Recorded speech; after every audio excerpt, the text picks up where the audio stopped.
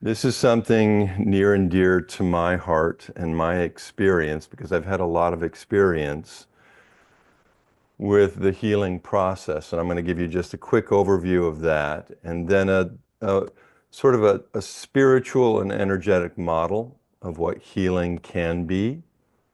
And then we'll talk about different practices.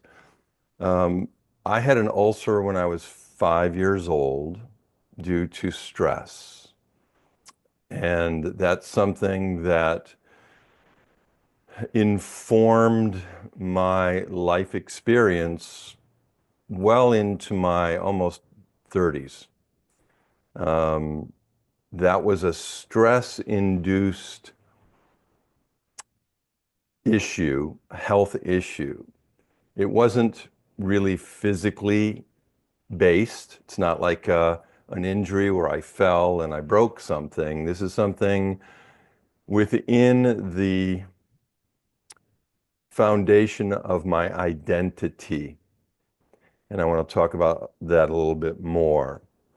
So I also suffered a lot of physical injuries as a martial artist, as a dancer, as a performer. First big one was my knees, both of my knees when I was training as a classical ballet dancer. I woke up one morning and fell to the floor because I couldn't stand up. My knees had swollen up so much on both sides. The patella tendon on top of the knee had become so inflamed that I couldn't bear my own weight.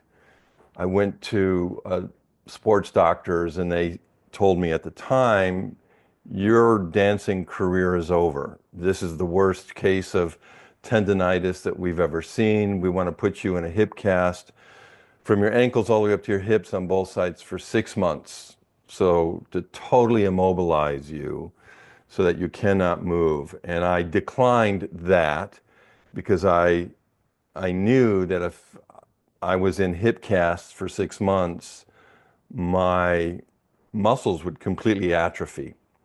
Instead, I ended up doing physical therapy 3 to 4 hours a day for about 4 months. And it took about almost 3 months to get the swelling to go down. And this was my first intensive experience with recovery and rehabilitation. After that, I had to learn how to walk all over again in a different way based on my natural alignment from my hips to my feet. It took me about a year before I could start to get active again within dance, and I started as a assistant to a choreographer on a show. In the show, there was a young guy who was an Olympic grade gymnast. And he looked at me one day and he said, "How come you're not in the show?" And I said, "Well, I've injured my knees so badly, I'll never dance again." And he said, "Who told you that?" And I said, "The best sports doctor in Winnipeg who deals with the hockey team." And he said, "Listen to this." And he got on the floor, lied on his back, grabbed his head, and he pulled his head forward, and his whole spine just went pop, pop, pop, pop, pop. And then he brought his feet over his head and popped up onto his feet like a little spring. And he said, "I fell 3 stories and shattered 2 vertebrae in my spine 3 weeks ago. I was in the hospital for 2 days and I walked out. And the hospital wouldn't release me. They didn't want to let me go. They said I needed to stay in the hospital for months and months. And he said, "Feel my spine." And I touched it and it was obviously in disrepair. His point was, he looked at me and he said, "Don't let anybody else tell you what you can and cannot do with your body, with your health." And this was mind-blowing to me. I mean, he was doing these Olympic quality gymnastic tumbling runs in the show that were extraordinary. He became my best friend. And what I learned from him was the power of intention, the power of will in this process. And also, he was sort of the model for me of what it meant to be the authority of your life, to be the primary healthcare provider, not to defer to the experts or to the authority of the doctor or the medicine or whatever it might be. So I also, at that time, found a very talented massage therapist who worked at the Bolshoi Ballet as a massage therapist and defected from Russia, came to Canada where I was training as a dancer. And he literally restructured my body with deep tissue massage. He broke down the tissue, and it was very painful, but it allowed my body to reassemble itself. And it did, and I was able to get back and perform within probably 2 months after working with him. This experience brought me to another avenue of exploration and discovery. How could that happen? How is it that I couldn't stand up? I was told my career was over. I meet this guy who broke his spine 3 weeks before, and he's flipping and tumbling, and this massage therapist broke down my scar tissue and allowed my body to heal. That set me on a path toward studying massage, studying acupuncture, Chinese medicine, Reiki, Qigong, a lot of alternative healing practices. The thing about these alternative practices is that they're based on a model of reality, a model that's based on energetics more than chemistry and biology. Bringing the two together, I think, is probably a really good approach because you want to have both. Throughout my life, I've used acupuncture, herbology, homeopathy, massage to keep my body in good working order, to help me navigate my health challenges, and I've had quite a few. Along the way, I learned that the healing process is a journey. It's a journey of transformation from one state, a state of dis-ease, of illness, of imbalance, toward another state of balance and equilibrium, of ease. How you travel, how you receive and engage that journey makes a huge difference in your experience within the healing process. I don't care if it's just a cold or if it's cancer or a broken bone. How you engage this process makes all the difference. I had a lot of practice in this. When I was performing, I performed on Broadway for about a decade, and I choreographed shows, and I danced with different companies, and I was always getting some form of injury. I was performing with a company in Philadelphia, and on stage, I blew out my right ankle, and it was intense. It was a third-degree sprain, which is 1 degree away from a complete detachment of the tendons and the ligaments of the ankle. My ankle blew up like a balloon, and that was it for me. Came back to New York, went to the doctors, and they said, "Oh, this is going to take you probably 6 months before you can bear weight on it, and probably 9 months to get back into a dance class." Well, by that time, I had already had some experience with the healing process. And I just looked at the doctor. I said, thank you very much for your opinion. And then the physical therapy process began. And in that process, I went to a physical therapy center that was specifically for dancers and Broadway performers. Had a great physical therapist. In that process, there were two other dancers who also had similar injuries, nowhere close to mine. They had minor sprains of their ankles. And every day during this process, I would watch them. And every day in this process, my physical therapist would look at me kind of strange. Within 3 months, I had healed my ankle, I was bearing weight, and I was getting back into class. Now, understand that the initial prognosis was 6 months just to bear weight, 9 months to get back to training. In 3 months, I was bearing weight, I was back into training. And one day my physical therapist looked at me and said, "Hi, what are you doing? I've never seen this before." And I looked over at those two other dancers and I said, "What are they doing?"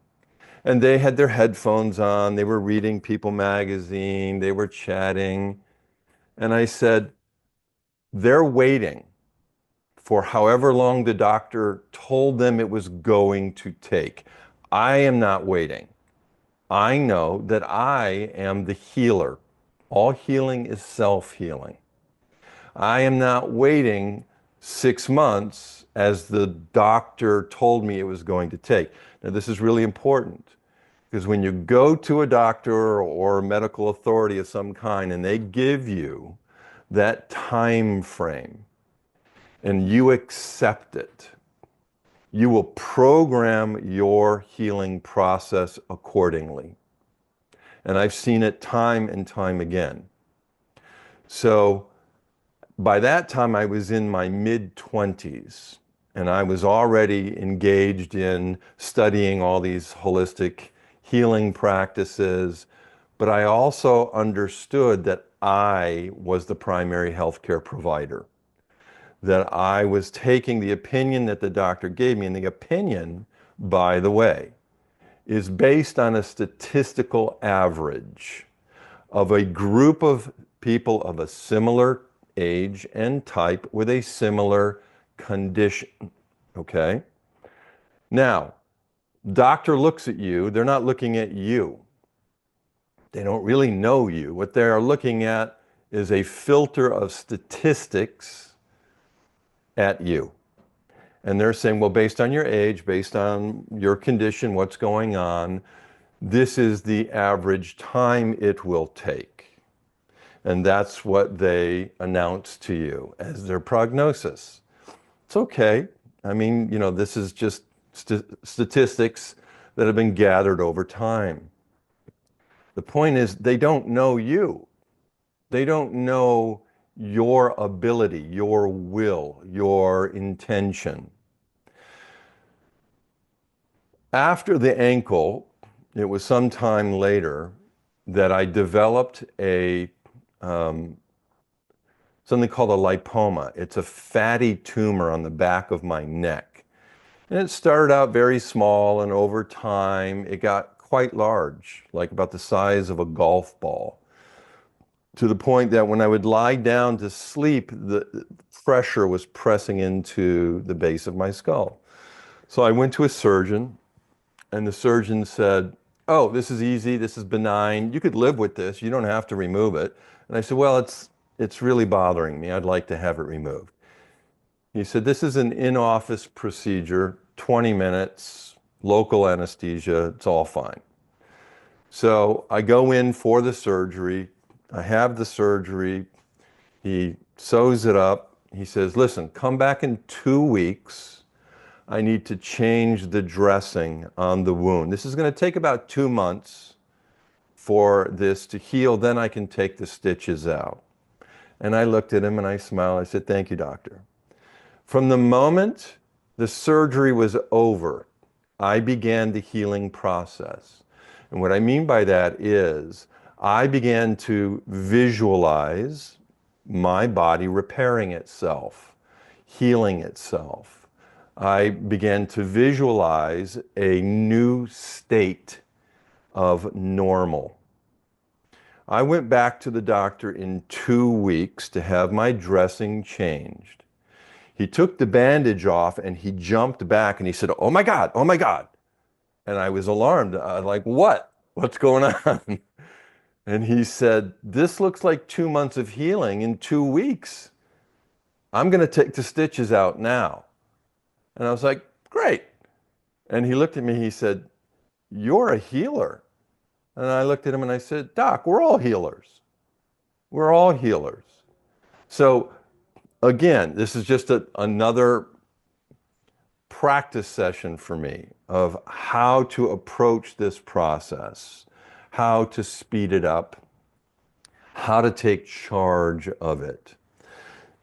So time is a factor in the healing process, can be, doesn't have to be. I've witnessed some miraculous healings, instantaneous healings.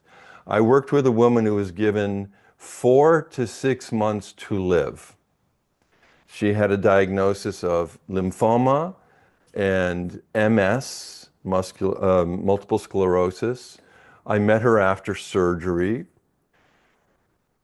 After the surgery, she said, "I want to work with you for, until such time as I pass." And I worked with her a couple days a week. One day I came over, she was in bed, and she couldn't stand up because the stress would activate her MS and she would be unable to walk. So I said, "Okay, lie down, soften, smile, breathe, imagine a fluid stream of energy flowing through your body. And now I want you to imagine the best day of your life." And she immediately got this smile on her face. She said, "I know this day. I'm walking on the beach." And I just said, "Wonderful. I want you to fill yourself up with that feeling of how good that felt, of how the sand felt under your feet and how it smelled and the warmth of the sun." And then I took her into a deep meditation, almost like a hypnosis. And during that process, I asked her, "Do you plan on dying on schedule?" And she looked at me and said, "What do you mean?" I said, "Exactly what I mean. Do you plan on dying on schedule within the time frame that the doctors told you? That would be all the time you would have." And she had never even considered it. And this is a powerful thing to take in, because we see that white coat of the doctor, and especially, this is also a generational thing. People, I'm in my 60s, my parents, when they grew up, the doctor was God. And whatever the doctor said, that's exactly how it was going to go. And this woman was at least a decade and a half older than I am. So she had never considered what that might be. And she said, "Well, I don't want to die." Okay, you don't want to die, but do you want to live? They're two different intentions. And she had to think about it. So I asked her, "What do you have to live for? What do you love to do? What are you passionate about?" And again, smile on her face. And she said, "I love helping others start businesses." Great. I want you to focus on how that feels. What a wonderful feeling to work with people and help them manifest their dreams of building a business. At a certain point, she sat up, she stood up, and she looked at me and she said, "You know what? I'm going to go for a walk in the park." And She did. She went for a walk in the park. 2 weeks later, I came back to her apartment. She met me at the door with papers in her hand. She was jumping up and down. She said, "It's gone. It's all gone." And I said, "What's all gone?" She said, "Here, look at my um, CAT scan." And I don't know how to read a CAT scan. And I said, "Well, what does it say?" And she said, "My cancer is gone. My lymphoma is gone. That used to look like snow in throughout my body, all of those cancer cells, and my body is completely clear." I was shocked. I'd never witnessed anything like that. And she was so excited. And I said, "What do you think? Why? Why was that?" And she said, "Well, I'm not quite sure." So I said, "What do the doctors think?" And she said, "Well, the doctors think it was probably the chemotherapy." "Okay, when's the last time you had chemo?" "6 months ago." She's had plenty of tests in 6 months. So I said, "I doubt it's the chemo. What do you think it is?" And she said, "I think I took the power back from the doctors. The power that I was giving them, I reclaimed for myself," which is true. Now, this was about 15 years ago, and she is still alive and just doing great, thriving. So that was like the first real miraculous experience I had seen of healing at that level. It just reinforced my understanding, my experience that we are the healer, that we do not wait for or rely upon anyone else to heal us. Now, I have worked as an energetic healer for almost 4 decades. And I know that I am not the one that is affecting this transformation or change. All I'm doing is helping the person realize that they have the power and the ability.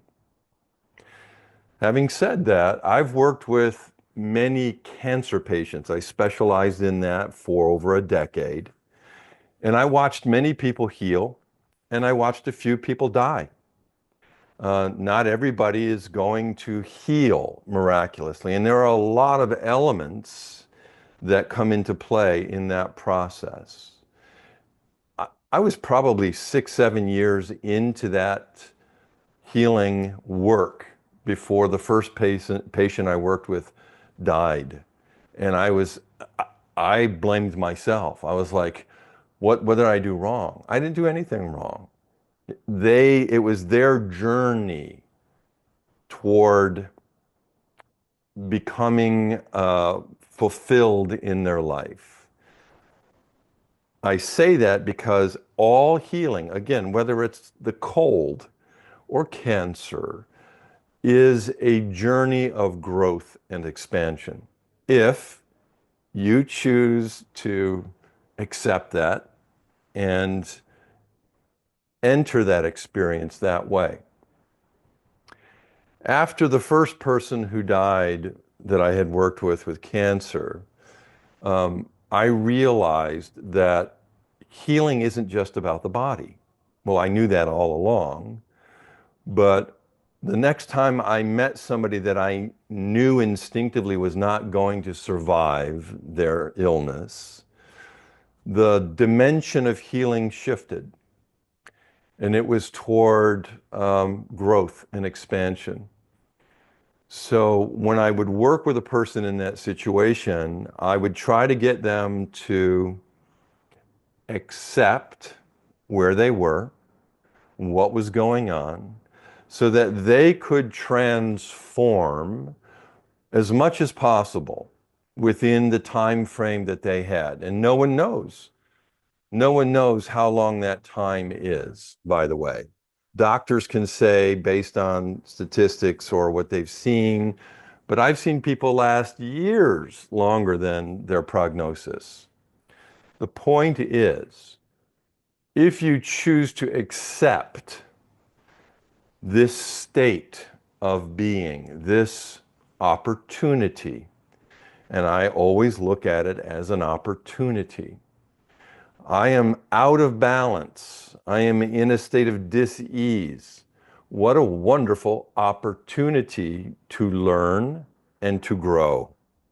And that is how I have always approached my own healing process. Based on that model, I've received a tremendous education outside of the box of Western medicine. My journey to heal myself led me into studying all these alternative healing modalities and therapies. When a person comes to me, they usually come to me after they've gone through every medical procedure or every medical test that can be given. And there's no other way forward in that model. And I will often start with, what is this doing to you? And what is it doing for you? And this is a question that most people don't even consider. A person will usually look at me and like, what are you talking about? What is it doing to me? Well, obviously, it's altering the way that you operate, function, and perform on a daily basis. Well, yeah, I mean, it's affecting my ability to go to work, or it's affecting my relationships, or, I can't even walk right now. I have a friend right now who's bedridden, been bedridden for 2 years, broke his neck, and became quadriplegic. He's now paraplegic. He can stand at this point. He can walk short distances, but he still can't use his hands. And I talk to him every week. And he is, for me, such an inspiration because I started working with him as soon as he could speak, and he couldn't speak for a long time either. And started to give this model to him. What is it doing to you? What is it doing for you? Well, in his case, it was obvious. I can't move. I'm stuck in bed. Okay, that's what it's doing to you. What is it doing for you? And that's a really big question because initially, after something like that, it is common to adopt the victim narrative, the victim persona. Poor me, I can't do anything, I'm helpless, this is hopeless, this is awful. And that's one avenue of exploration. You can explore that victim narrative, but I can tell you it's very limiting. It is a small box that you just keep bouncing around in over and over again. Or you can flip that and open the box, and instead of saying, poor me, you can say, what an interesting opportunity this is. What an opportunity for discovery, for exploration, for spiritual growth. Now there are no limits. Now it is, okay, what can I discover about myself? And there are days where my friend just is looking out the window at the birds and the trees and listening to nature. And in those moments, he has had these wonderful moments of discovery and exploration. He's able to review his mind, his narratives, his history, his intentions about what it is that he intends to experience moving into now, into the present, not so much into the future, but in the now. All healing takes place in the now. This is the time frame again. He's improving day by day. His home health aides and therapists are so excited because they've worked with similar people in a similar state, but they've never seen anybody move the way that he is moving through this process. Part of it is his outlook, his attitude, his focus, his intention, which I've been helping him, adjust every week. And sometimes it's just a small shift in perception, a shift from poor me to, oh, that was an interesting gift, that moment. What can I learn from this? And that learning is not intellectual, it's experiential. This is about opening your heart, opening your body, connecting with your soul and saying, hey, I'm still here. I'm just in a different state than I'm accustomed to or that I'm used to. It doesn't mean that I can't learn and I can't grow and I can't discover and be creative, because healing is a creative process. Transformation is a creative process. I learned a long time ago that the best medicine is creativity. People would come to me for an initial assessment with all sorts of issues, cancers, surgeries, injuries, whatever. And I would listen to them. And the first thing that I would hear is, I'm so stressed and frustrated, I just want to go back to normal. And I'd say, well, that's really interesting. How is that going to happen? Well, I don't know, just to get back to normal. Now, this is an interesting thing because we are conditioned, we are taught that the healing process is a return to a previous state that we would like to call normal. It is impossible. Can you reverse time and go back to the same point that you were yesterday at this same time in your physical state of being? No, you cannot. No one can. So technically, it's impossible to return to that fixed state of what we like to consider to be normal. Instead, you have to let that go and say, I need to discover a new normal, a new state. Now, part of the normal attitude or normal label model is functionality. If you sprain your ankle, you're going to have a hard time dancing. So it's altering my functionality for a period of time.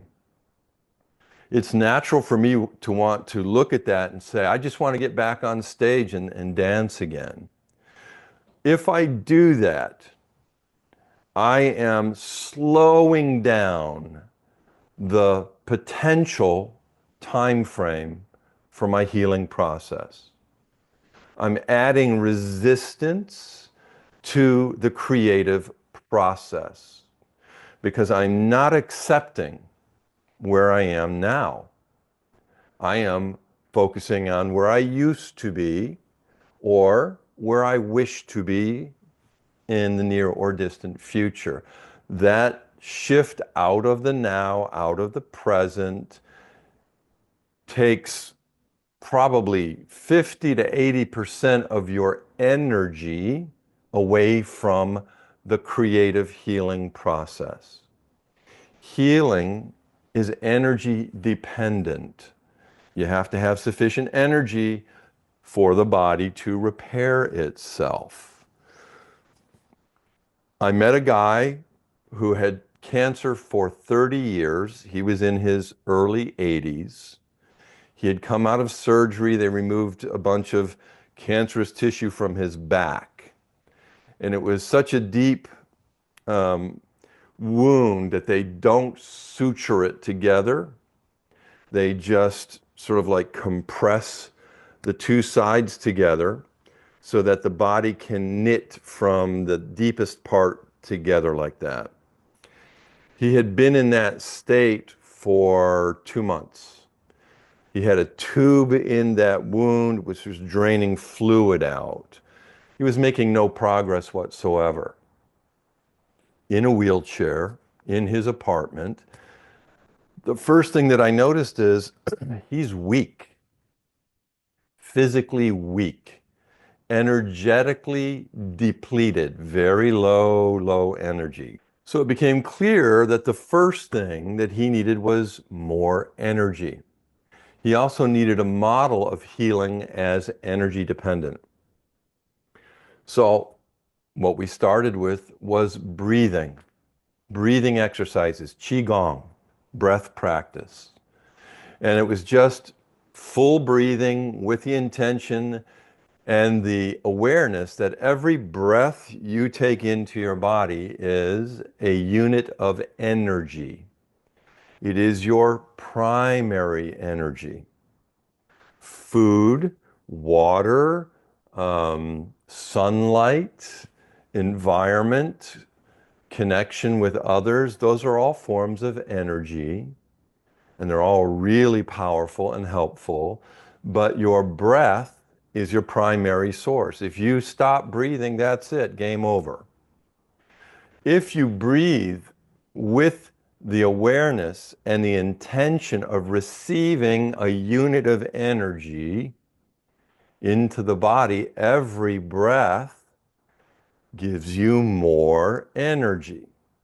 And in a very short amount of time, your energy level begins to rise. This is what yoga is based on, what qigong is based on. The energy we derive from every breath. So I did breathing exercises with him. I saw him 3 times a week. All we did was breathe. In 2 weeks, he was able to stand up. In 6 weeks, his wound had healed completely. They took the tube out, they removed all that stuff. Every time we would do breathing exercises, he would immediately be hungry. So now he's able to take in nutrition. And I tried to guide him into eating healthy, high nutritional value foods so that he could process those foods and integrate it into his body. Healing process is a creative process that is energy dependent. If you do not have sufficient energy, most likely your process is going to stall. You just don't make a lot of progress. And I've seen it time and time again. Once I get the person to start to understand you need to build your energy, this is a common strategy in Chinese medicine. Build the energy through herbs, through nutrition, through breathing exercises, and then get the energy up to a sufficient level. Now we can start to move the energy around through the body with acupuncture or qigong. The next thing, energy is first, is the creative energy. So when someone comes to me and their healing process has stalled, I will say, what are you passionate about? What do you love to do? Anything creative? And everybody has something. A doctor comes to me, he's always wanted to be a musician. He used to play the guitar. How long has it been since you played the guitar? Oh, it's been since college. Go pick it up, start to play again. Another person who was a judge here in New York City was into basket weaving and jewelry making. When's the last time you did that? Oh, it's been decades. I majored in it in college. Start it again. The moment the person engages in their creative energy, that thing that they love to do, that they're passionate about, they start to receive and activate healing resources within them. And their process just boom, takes off like crazy. They start generating energy. Their body starts to repair itself quickly. They have something to look forward to. They have something that they love to do. This woman was a judge. I should have gone and gotten it, but I watched her completely transform. She was depressed. She was lonely. She studied Tai Chi with me in a health club, and that's how we met. And within a month, month and a half, she turned into this ray of light. She would walk into class with a smile on her face, which was very attractive because she started to attract the other students. They would come in, hello, how you doing? Good to see you. You look wonderful today. Everything about her changed. She came in one day and showed me a little basket, little tiny thing. It was phenomenal, the artistry. I didn't understand what she meant by basket weaving. I thought it was kind of like a cliche type of thing. No, she made a little tiny basket, a woven piece of art based on an indigenous culture in the Amazon that she majored in college. From that moment forward, she could not stop. She started taking her work to trade shows, to craft shows. Her social network expanded. Her life changed tremendously from that point forward by engaging the creative process. Energy, primary energy, is breath. But now we receive energy through the creative process. And it could even be you're passionate about reading novels. Great, read a novel. Find that joy, that excitement, that sense of exploration and discovery through that story. Notice how you feel. Read for a while, put the book down, start breathing, amplify that feeling of joyful discovery. This is energy medicine at its core, which is activating that expansion of excitement inside of you. And there's no right or wrong way to do it. It's infinite in terms of the possibilities. Whatever excites you, whatever you're passionate about, whatever your creative impulse is guiding you toward.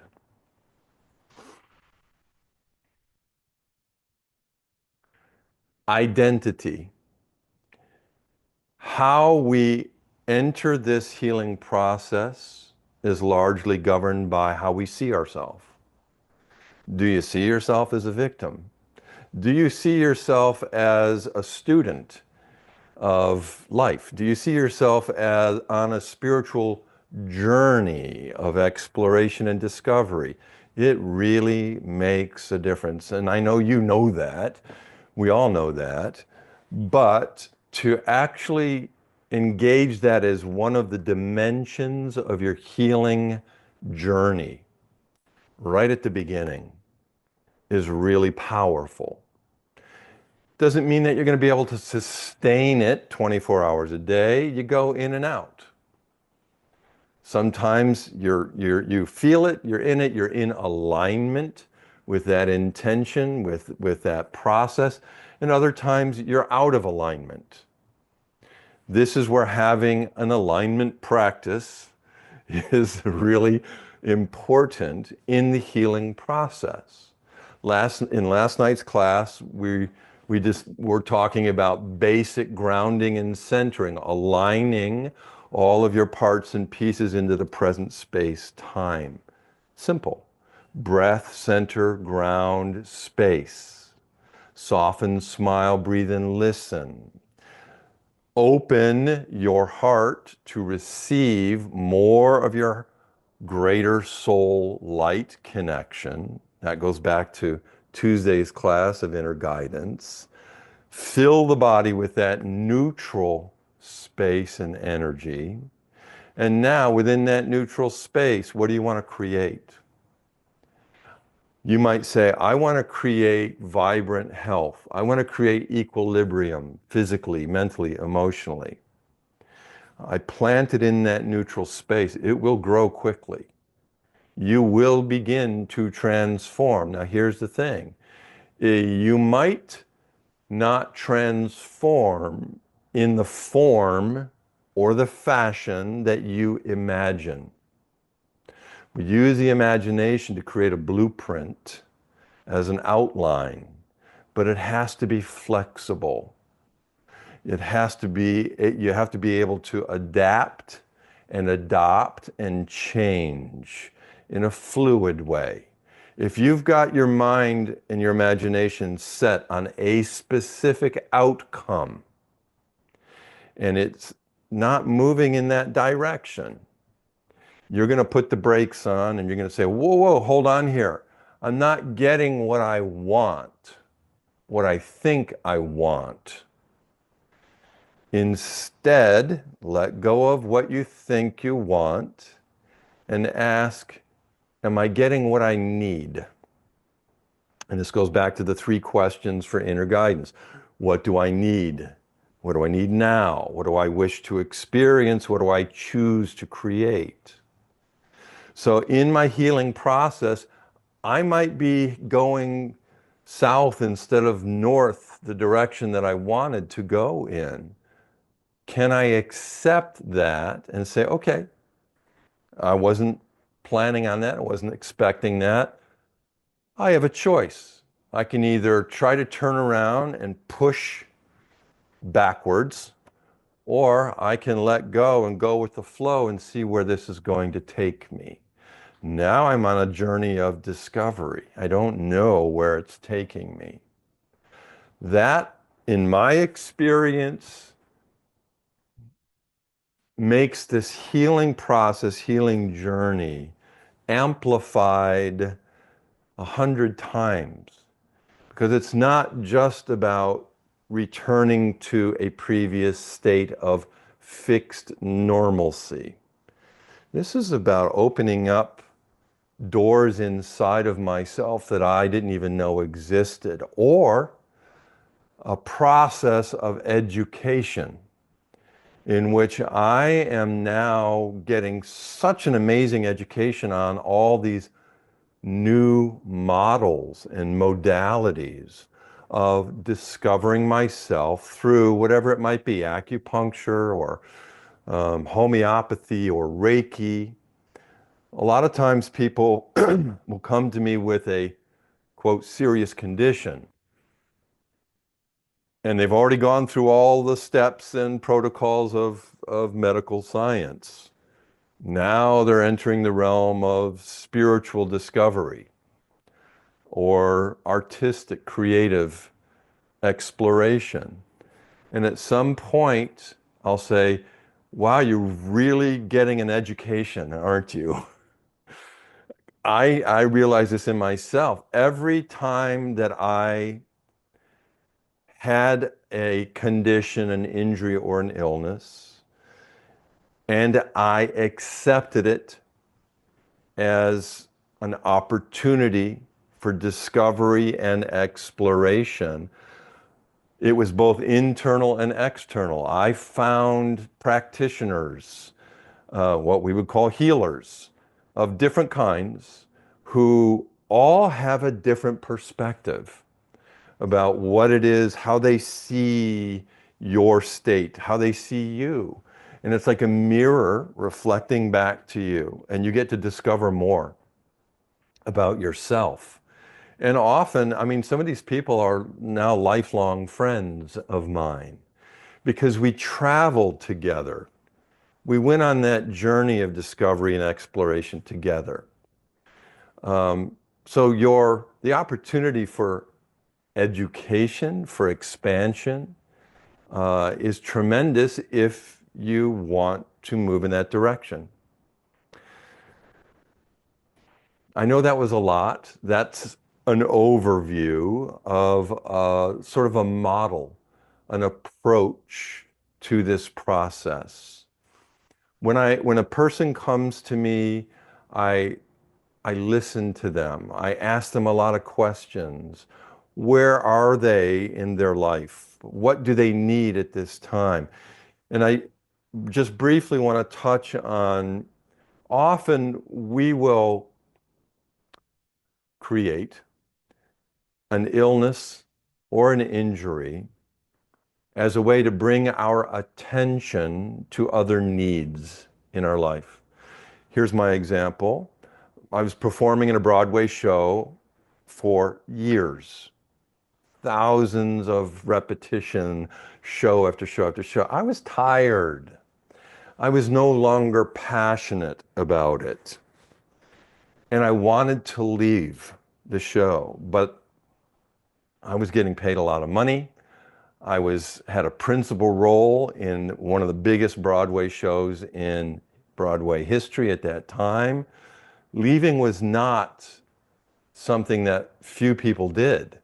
I mean, the only way they left was through illness or injury, or they got fired. That was a rare occurrence. One night I went out to do the beginning of the show and I felt a stabbing pain in my knee. It was so intense, I was convinced I had torn a ligament. I left the stage immediately, told the stage manager, and my understudy got into costume and got on the stage before the audience could even figure out that there was a change in the cast. I went to the doctors the next day. They x-rayed it, they examined me, and they said, "Can't find anything wrong with your knee." I was like, the words that came out of my mouth were, "But there has to be. I can't do this anymore." And I heard myself say that. And I said, "Doc, can you give me a prescription for physical therapy? Can you give me a note not to go to school? Because I can't." Which he did. I went to PT. They were like, "Your knee's fine." I've seen that happen with so many people where they develop an illness or a condition, and it turns out that they really need to make some changes in their lives. Maybe they need to change their profession or change their relationship in some way, or look at some old issues that they've refused to deal with.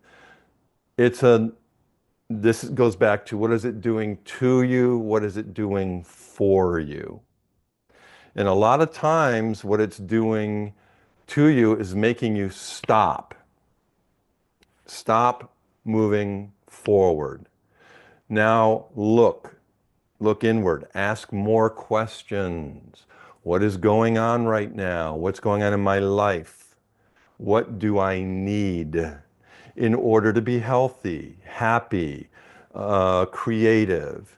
And what we often find is that we need to make some lifestyle changes. We need to make some different choices, either in our lifestyle or in how we're operating, functioning, and performing.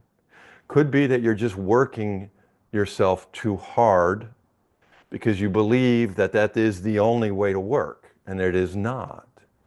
It could be that you're taking care of everybody but yourself because you believe that's your job. And when you look at the patterns that are obvious in the beginning and you begin to question those patterns, you begin to see that there are other choices that can be made. A lot of people believe that they can't make these changes, that they're locked in. I can't leave this job. The money is too good. The security is, I really need that. When it comes down to it, how sick do you need to be before you can't do it anymore? And I've had that happen to myself. When you start looking at it that way, you realize, well, I can make that choice now, or I can wait until it gets so bad that I don't have a choice. And when it gets to that point, we will often say to ourselves, wasn't it was out of my hands. Nothing I could do about it. It just happened. After going through this healing process of discovery many times myself, I've been able to go back and look at each incident and realize probably 90% of the time I could have made a choice at some point earlier in which I could have altered the course of my experience so that I did not have to end up in that place. I do have practices, breathing practices, meditative practices, movement practices that I have found helpful in the healing process that can help speed things up, so to speak. And I will be exploring those in future classes. But for now, thank you for coming. And if you have any further questions, just email me. If you want to set up a one-on-one Zoom session, email me and we'll figure out a time. Thank you. Have a wonderful day or evening wherever you are. And I'll see you guys soon. Thank you. You're welcome. Thank you, Ron. Bye-bye. Bye. Thank you so much. You're most welcome.